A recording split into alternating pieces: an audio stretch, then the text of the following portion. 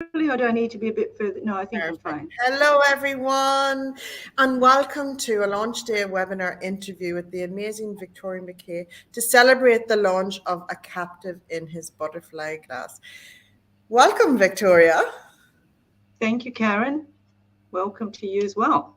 It's nice to So we're here. The day has come, and I remember when you came to me last year with this story, and it moved me so much. And I said we have to publish this story, Victoria. So can you share about why it was important for us to do this together and get this out, and why this story is important? Because there's a big conversation around this book, isn't there?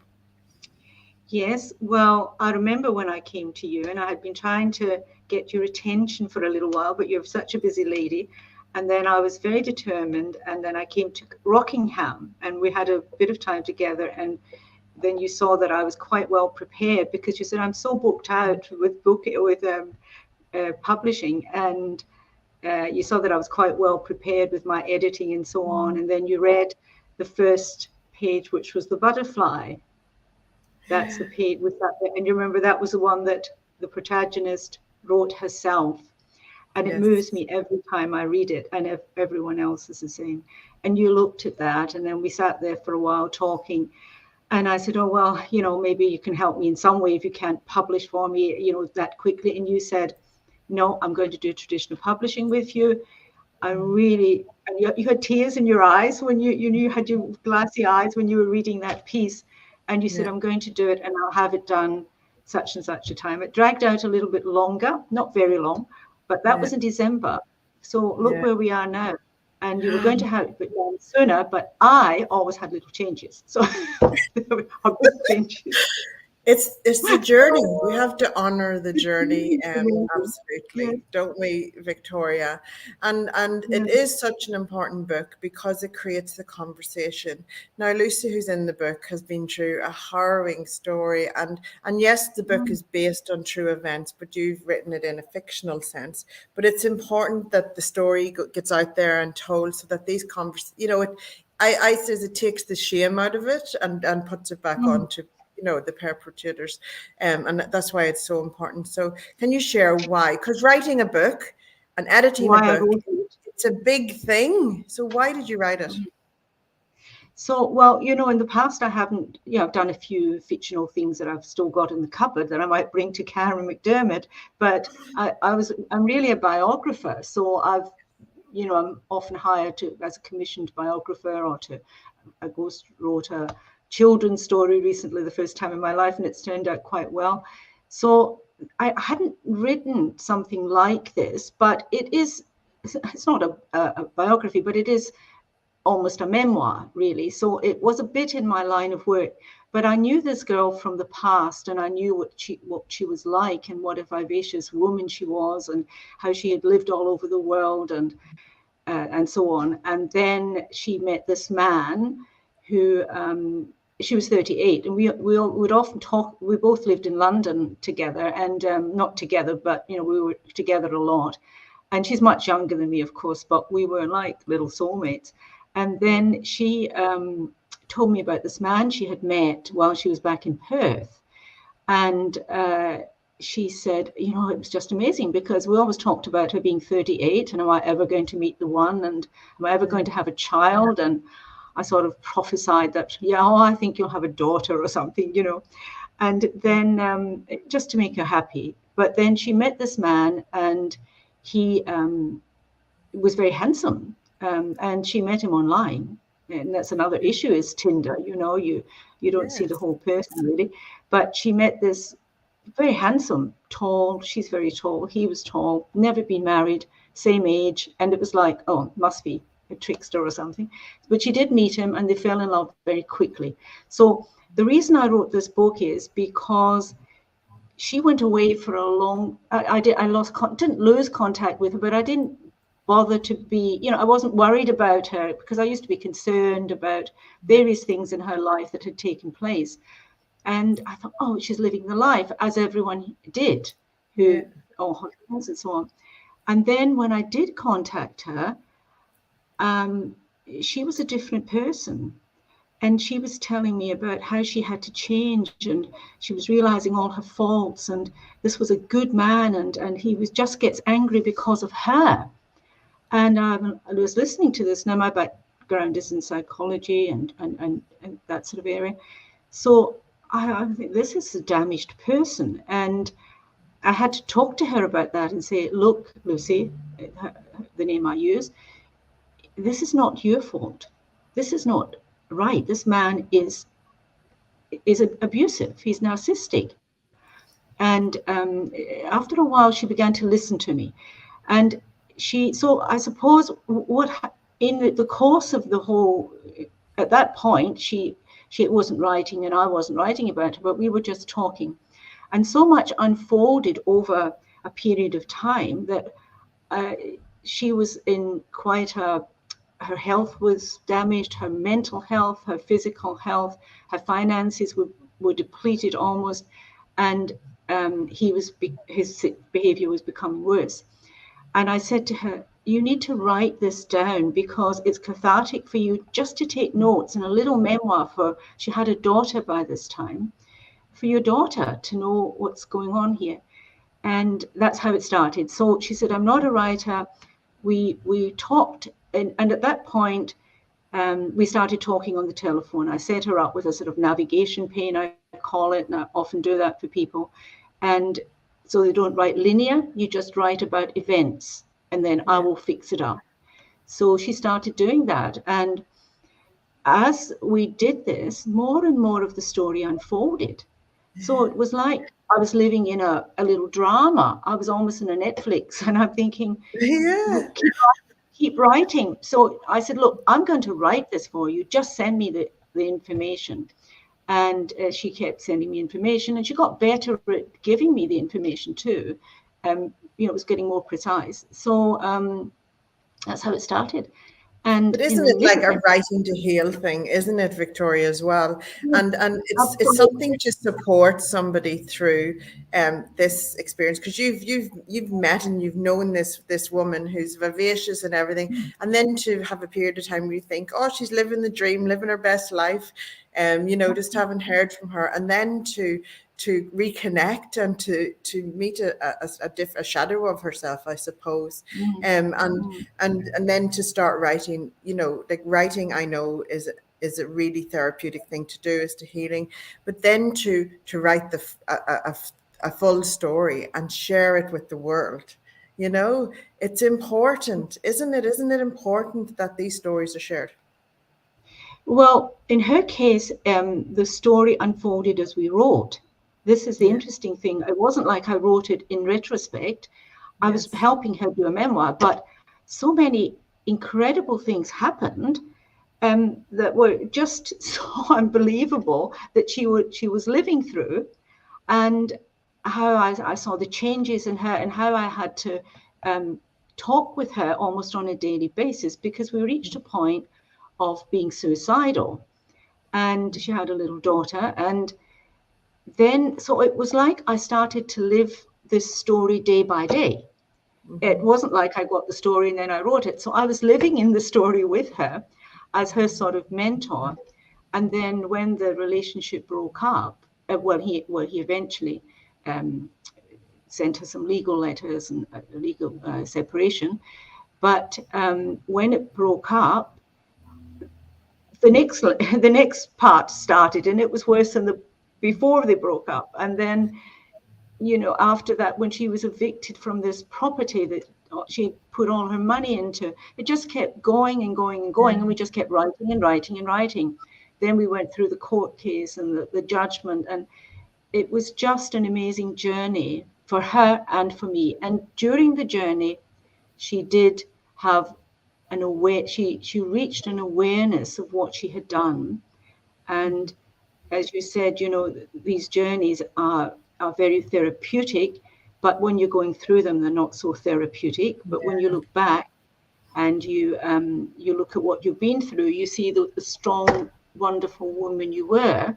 And lots of us have been there at different times, and you just become so resourceful. So she's not out of the woods yet, but we did get an ending of sorts for the book. And people are Very asking, good. well, is she okay? We need to know what happens next. So we've Yes. started the follow-up. Yeah. It is that, isn't it? And it's so unfortunate that these things are make really good reads. Like if we didn't know that this is based on true events, you'd just be gripped by the story because you go, no, surely not, and poor Lucy going through it, she's in survival mode. She's just trying to get through the next day, but to have a support through you through it, like that's this guiding light just helping you through, because goodness knows what the outcome would have been had it not Oh, been.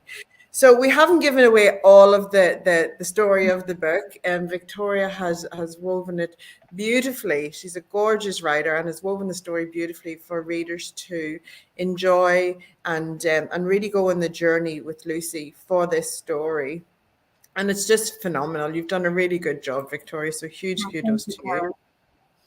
Well, I became all engaged in it. It was cathartic for her, but for me, became all engaging. It became obsessive, and I had to write other things, which I get paid to do, like another biography. Rick Fenny. I was doing his book, cleaning up his book in between. You're working with him Yes. at the moment you're looking at that, and so I had other things to do in between. So it's been a 3-year journey.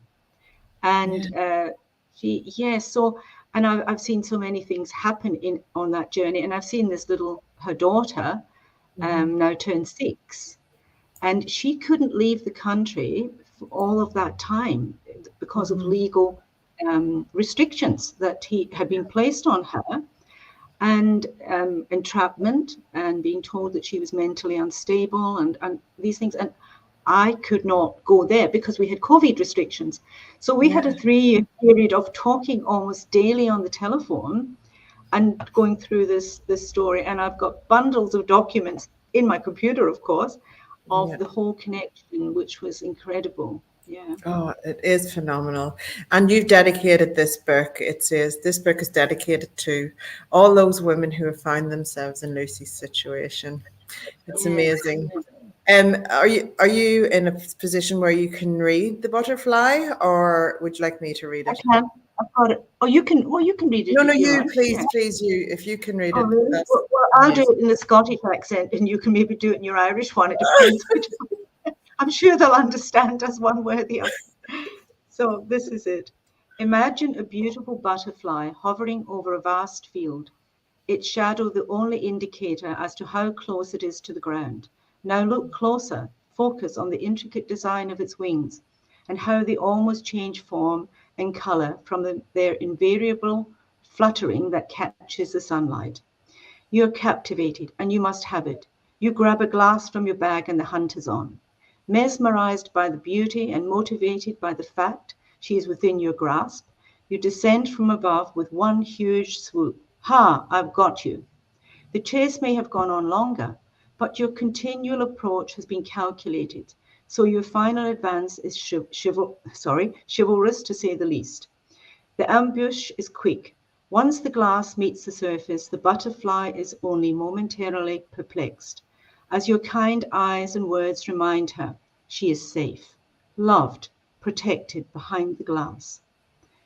And as she is placed on the very top shelf of the orangery, she can now see out to all she once knew for miles and beyond, but only the memory of flying in the breeze remains. That's it. And it And starts that's with the butterfly. And can I just say something, Karen? yeah, It was just coincidental that the last sentence ends with butterfly yeah. Wow, of the it book. wasn't intentional. That's phenomenal. Can you hold up the book Yeah. for everyone to see, Victoria? Can you see it there? Yeah. Or you See need if to I can hold get it it up in in. front of you when you're going to backdrop. It's beautiful cover, as you can see probably behind. Yeah, there we go. It's a captive in his butterfly glass, and reading Wait, I'm that not doing it. first, reading the Oh, first chapter, very the good. butterfly. There it is. There we go.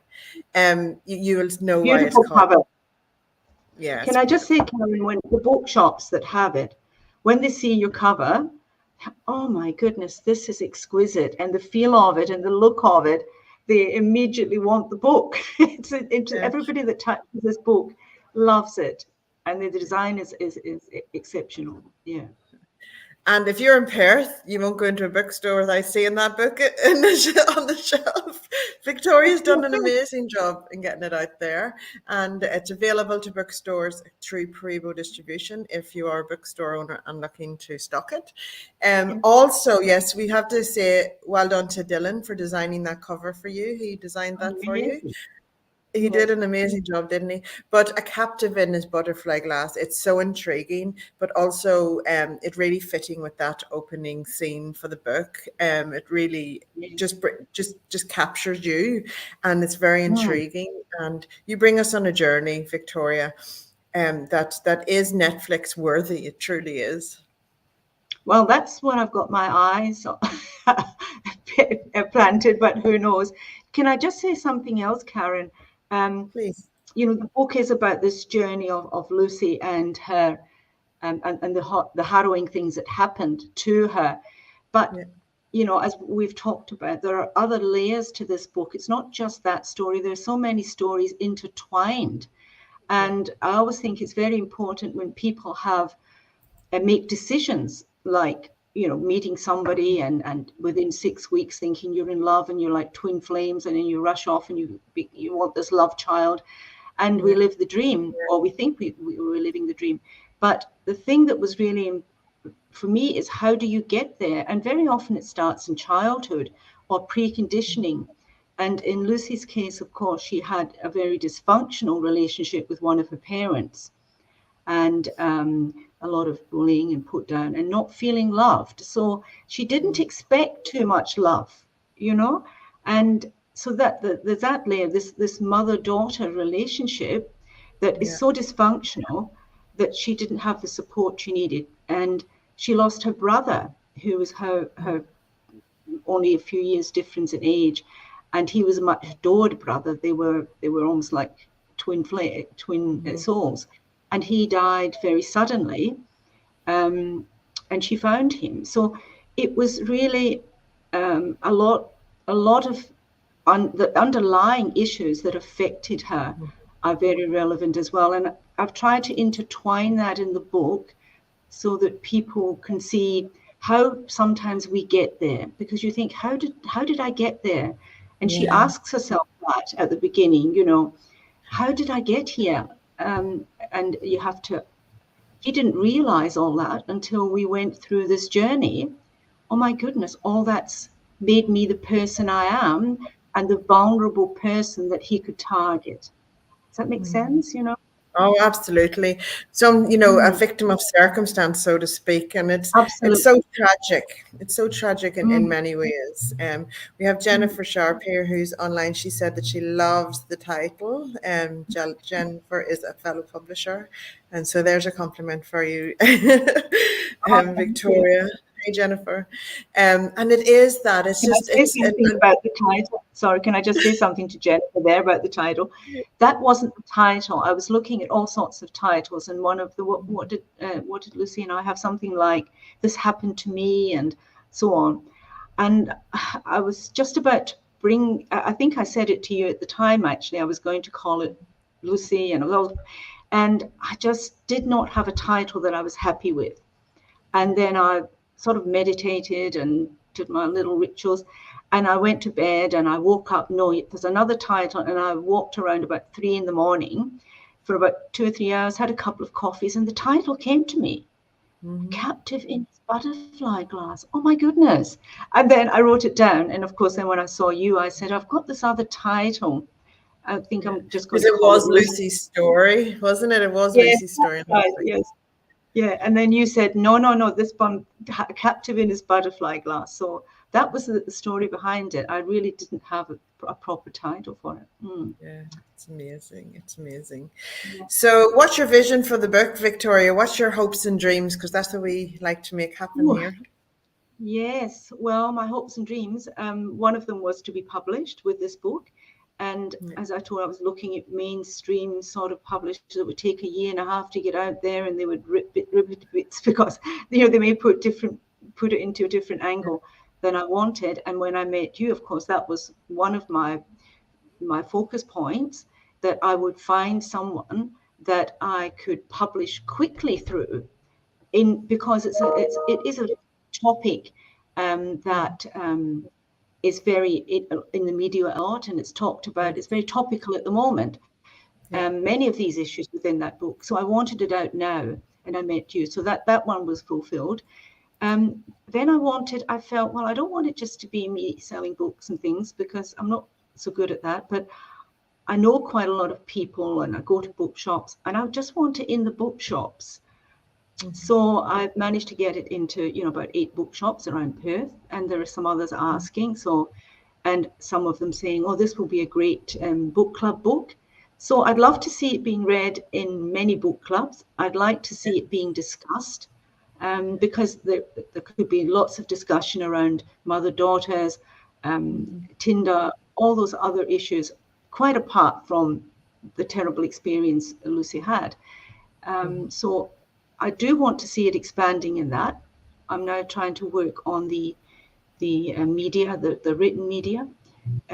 So when that's done, I think then I can, set my eyes. I'd like to see it on screen. That sounds a bit grand, but that's the dream. That's the thing. We get people falling in love with it, talking about it, and then the screen will happen, and it's very deserved of it. And it's always more intriguing to know that there's a real story behind it. So huge kudos to you, because I know it's took you 3 years, hasn't it? You've started writing this 3 years ago. It's been a huge journey that you've ventured on. Yes. And Lucy, I didn't see her in any of that time. I didn't see her, maybe on the phone or something, but I didn't see her. And I thought, are we ever going to meet again? And then very strange and serendipity happened, because she had all these legal restrictions, and she had the legal restrictions lifted to allow her, to leave the country for 2 weeks with her child after 6 years, 7 years almost. She hadn't left the country and hadn't been able to. And then she came here to me. And the day that she arrived, the day after, we were going for breakfast, and your book arrived in the post. So the Star Trek came. Oh my goodness, my book's here. And it was the first one of the finished edition. We'd sent we'd done all the different copies, and this was the final copy. And I've got a photograph of her on my Facebook. The girl on the Facebook reading the book is her. Oh, amazing. And I love that she's now free to tell her story, because when the book was being written, she wasn't free to tell her story. Well, there's still, implications, I suppose, there, because she only had 2 weeks to get out, out of prison, sort of thing. But she's back and having to protect her daughter. That, I felt it was just such a beautiful moment to watch her. And I took a photograph of her sitting there with that book and really looking at it. And you can see the emotion in her face, that she was able to do that. Because another element of this book is the legal implications that people have to go through. And when I was writing the book, she was waiting forever to get into court, and she thought, the court will save me. They will see that I've been trapped. They will see the problems. And when she got into court, she had a big awakening, because it was nothing like that. Everything was geared against her. And I won't give that bit away, but it was. So when the readers read the first output of the book, I had readers, as I went through it, they said, oh, but what happens now? And I had to write the court case because they demanded it. And it was a 400-page transcript from that court case. And I reduced it all to a readable story, and 30 pages or so. And I've been asking the readers, what do you think of the court case? And that's been good feedback. When I had finished that, they then said, well, what was the outcome? I thought, I'm going to have to write another bit. So that's why it became 365 pages, Karen. It's a big book. It's a big book. And it's just, it's sort of all these underlying issues that there are often it's not just about her story, but it's all the other obstacles that she met along the way. Yeah. That And when you're in a vulnerable situation and you're just trying to survive each day, you don't have the extra energy required for those kind of scenarios, because you're just trying to get through and yes, keep your strength for what and it's just unbelievable. But to give an insight into it is very important. So this book's really important for that, for that as well. Excuse. We're going to have to leave it there, Victoria, and we could talk about this all day. I know we could, but everyone, please check out KMD Books and check out online everywhere. I believe it was quite close to #1, quite a day or two ago. So check it out on Amazon.com. Grab your ebook, and also, if you go into your local bookstore in Australia and ask for them to stock it.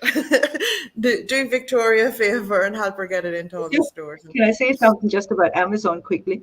Because yes. I come from a very big family. My father was from Irish background and my mother's Scottish, of course. So I come from a very big family. My father was one of 9 sons. My mother was one of 7. And I have 42 cousins. So my sister, who's sort of the boss of the family, was on, how do we get this on Amazon? So she bought it and prepaid it. So I think there'll be people over there buying up Amazon with them. We must keep an eye on UK as well, and that's the good thing about having global distribution. It means that anyone can get it anywhere in the world, and the story can be talked about. Family. Yes, especially if you've got all those cousins that might buy one. Exactly. And they'll get talking, Victoria. They'll get talking about it and they will. Yes.